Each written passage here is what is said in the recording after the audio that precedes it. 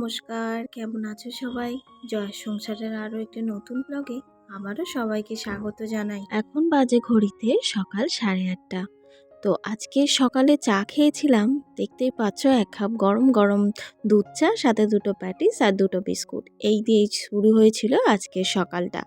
তো সকালটা যেমন চা দিয়ে শুরু হলেও বাড়ির বউয়েদের কাজ তো কম থাকে না, তো সেই কাজগুলোই মোটামুটি করতে শুরু করেছি। আজকে ওয়েদারটা ভীষণ মেঘলা মেঘলা ছিল, খুব একটা মানে সুন্দর রোদ্দুর চকচকে এরকম ব্যাপারটা ছিল না। তো যাই হোক, জামা কাপড়গুলো মেলে দিয়ে আদার্স কাজগুলো সব মিটিয়ে নিয়েছি, নিয়ে ঘরটার মুছে নিয়েছি, নিয়ে এখানে বসেছি চানা মাখবো বলে। তো যেমনটা আগের বারের ভিডিওতে মেখেছিলাম ঠিক সেম প্রসেসেই মাখছি, তাই আজকে আর কোনো ডিটেলস কিছু শেয়ার করলাম না তোমাদের সঙ্গে। এই চানা মাখাটা ভীষণ ভালো খেতে হয়, আর বড় ভাই আছে যেহেতু ওই জন্য আরও বেশি করে চানা মাখাটা আজকে সকালবেলায় করছি। লিটারেলি আমাদের বাড়িতে না মুড়ি খাওয়াটাই বেশি চলে, মানে যে কোনো টিফিন করার সময়, যেমন সন্ধ্যের টিফিনেই বলো আর এরকম সকালে। তো আমরা সবাই মোটামুটি মুড়ি খেতে বেশি পছন্দ করি। তো আমি তো বেশিরভাগ মানে রাত্রিবেলা ডিনারেও আমার একবার মুড়ি খেতেই হবে একটুখানি। তো যে কোনো মিষ্টি দিয়ে, মিষ্টি তো থাকেই আমাদের ডিনারে। তো ওই ডিনারে মিষ্টি দিয়ে একটু রুটিটা খেয়ে নিলাম, রুটিটা খেয়ে নিয়ে যে তরকারিটা হয় রুটি খাওয়ার জন্য, সেই তরকারিটা কিন্তু আমি রেখে দিই মুড়ি দিয়ে খাবো বলে। ওই জন্যই আর কি আমি মুড়ি পাগল বলতে পারো, এতটাই মুড়ি খেতে ভালো লাগে। তো চলো, বক বক করতে করতে ওদিকে কিন্তু খাওয়া দাওয়া মিটিয়ে স্নান করেও চলে এসেছি। এসে এই তো আমার গোপু বাবাকে স্নান করতে, মানে স্নান করাচ্ছি। আর আমার গোপু বাবাকে স্নান করাতে না আমার ভীষণ ভালো লাগে, কি জানি মন থেকে একটা কি যে একটা সুন্দর একটা ভাব আসে না। তো যাই হোক, এখানেই তো গোপু বাবাকে স্নান করিয়ে আর এখানে একটা জামা পরিয়ে বসিয়েও দিয়েছি। এবারে দেখো ফুল আজকে এত ফুল তুলেছেন মা, মানে কি বলবো, দেখতেই পাচ্ছ কত ফুল, মানে আমি ঠাকুরকে মানে সাজিয়েও মানে ফুল বেঁচে যাচ্ছে এমন। 3 জায়গায় পুজো করি প্রত্যেকটা দিন, তবুও মানে এত এই গ্রীষ্মকালে এত ফুল ফোটে, মানে ফুল মানে ভর্তি হয়ে যায় আমার সিংহাসন, এত সুন্দর লাগে আর কি দেখতে। তো চলো, বেশি কথা না বলে আমি আমার সিংহাসনটা সাজিয়ে নিই। আর আমি তো প্রত্যেক দিনই নিজেই পুজো করি, মানে সন্ধে দেখানো বলো আর এই পুজো করা, তো প্রত্যেক দিন আমিই করি। খুব অসুবিধা না থাকলে মা করেন না। আর আমাদের যেহেতু 3টে জায়গায় ঠাকুর থাকে, জায়গার অসুবিধার জন্য, মানে শর্ট জায়গার জন্য আমাদের এক জায়গায় ঠাকুর থাকে না। তো উপর ঘরে আমার বড় গোপাল থাকে, নিচের ঘরে সিংহাসনে মানে সব ঠাকুর থাকেন, তারপরে এই তো ছাদেতে থাকেন মা মনসা আর হরি বাবা।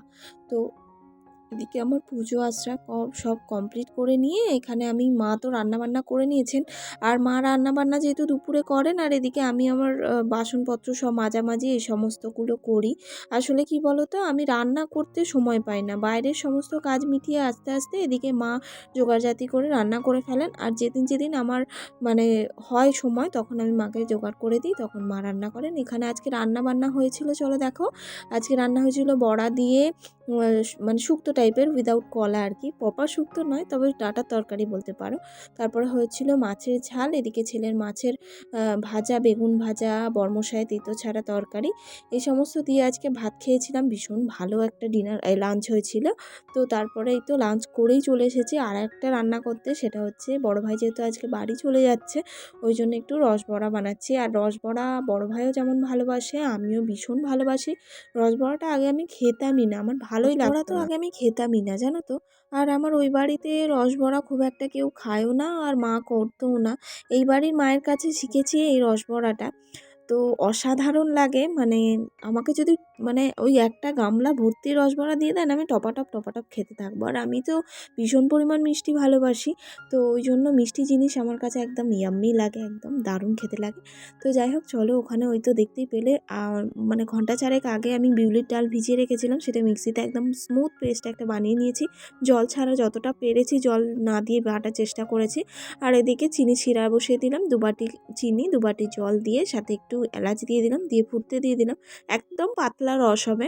তারপরে চলো এবার ডালের ব্যাটারটার কথা বলি। ডালের ব্যাটারটার মধ্যে দিয়ে দিলাম স্বাদ মতো লবণ আর একটু মৌরি হাতের মধ্যে একটু ডলে নিয়ে দিয়ে দিয়েছি। দিয়ে এবার সুন্দর করে ফেটিয়ে নেব। যত ভালো ফেটানো হবে তত সুন্দর ডাল বড়া হবে, এই রস বড়া হবে, ডাল বড়াটাই হবে, তারপরে তো রসে দেওয়া হবে।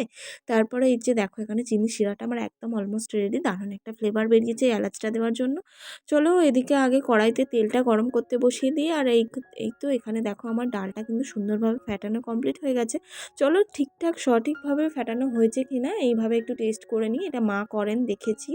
এই বাটির মধ্যে একটু জল নিয়ে এক ড্রপ ওই ডালের ব্যাটার দিলে যদি এরকম ভেসে ওঠে তাহলে জানবো একদম পারফেক্টলি ডালের ব্যাটারটা বিট হয়েছে। তারপর চলো এবার টপাটপ করে প্রত্যেকটা ডালের বড়া মানে ভেজে নিই সুন্দর করে রস বড়ার জন্য। তো এত সুন্দর, মানে এটা শুধুও খাওয়া যায়, জানো তো, মৌরিটা স্কিপ করে গেলে শুধু ফুলুরির মতো মানে ডালের বড়াটা খাওয়া যায়, দারুণ লাগে, মুচমুচে, খেতে বেশ ভালো লাগে। তারপরে এই তো কড়াইয়ের মধ্যে সব কিছু দিয়ে এপিট ওপিট করে সুন্দর করে লাল করে ভেজে নিতে হবে। আর এই সব জিনিস আগে মায়ের ওপর ডিপেন্ড করে থাকতে হতো যে মা কবে বানাবেন তাই আমি খাবো, কিন্তু ধীরে ধীরে নিজে নিজে শিখে নিয়েছি। নিয়ে এবার আমার যখনই ইচ্ছা হয় তখনই এরকম বানিয়ে ফেলি। এই যে দেখো লাল লাল করে একদম সেই তালের তোমরা কি ফুলুরির এরকম মতো করে রসবড়া ভেজে নিয়ে ভালোবাসো? একটা টপাটপ কমেন্টে রসের বলো তো। মধ্যে ডুবিয়ে এই দিয়ে তো বেশ দেখো একটা ঘন্টাখানেক ব্যাচ রেখে ভেজে দিলে আমি রসের মধ্যে ডুবিয়ে সুন্দরভাবে রেডি বাকিটাও হয়ে যাবে করে আমার নিয়েছি। দেখো রসবড়া। এখানে রেডি হয়ে গেছে কিন্তু আমার রসবড়া। সব রসবড়াগুলো এরকম রস শুষে নিয়ে পুরো রসে টইটুম্বুর বলে না সেরম টাইপের হয়ে গেছে। দেখো পুরো নাদুস নুদুস হয়ে গেছে। এই যে এখানে প্রেস করলে কীরকম রস মানে শোষ করেছে দেখতেই পেলে। এখানে রসবড়া তো রেডি আর ইয়াম্মি খেতে হয়েছিল, কিন্তু খাওয়াটা কিন্তু শেয়ার করা হয়নি। আর যাই হোক এখানে ওইদিকে আমার রসবড়ার কাজ মিটিয়ে এখানে দেখো আমার বাবাইকে রেডি করতে লেগেছি। আসলে না আমার বাবাই যাবে পড়তে, ওই জন্য মানে রসবড়াটা বানিয়ে দিলাম ভাইয়ের জন্য। ওকে রসবড়াটা রেডি করে সব প্যাকিং ট্যাকিং করে দিয়েছি।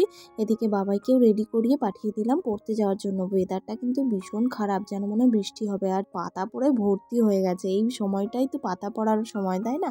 তো সব গাছের পাতা শুকনো হয়ে ঝরে যায়। আর এই তো দেখো আমার বাবাই ওর বাবার সঙ্গে রেডি হয়ে চলে গেল। আর এই যে এখানে শাশুড়ি মা ভাঙছেন আঠা বেল। এই বেলটা কিন্তু খেতে দারুণ লাগে, জানো। কদবেল তো খুবই একটা টেস্টি, কদবেল মাখা তো হেভি খেতে লাগে। তো এই আঠা বেলটাও কিন্তু খুব উপকার শরীরের জন্য। তো চলো এখানে মা আঠা বেলটা ভাঙলেন, দুই শাশুড়ি বৌমা মিলে জমিয়ে আঠা বেলটা খেতে থাকি। আর এরই সঙ্গে তোমাদের কাছ থেকেও আমি বিদায় নিয়ে নিচ্ছি। তো বন্ধুরা আমার ভিডিওটা এখনো পর্যন্ত যেটুকু দেখলে তোমরা কেমন লাগলো অবশ্যই একটা কমেন্টে জানাবে।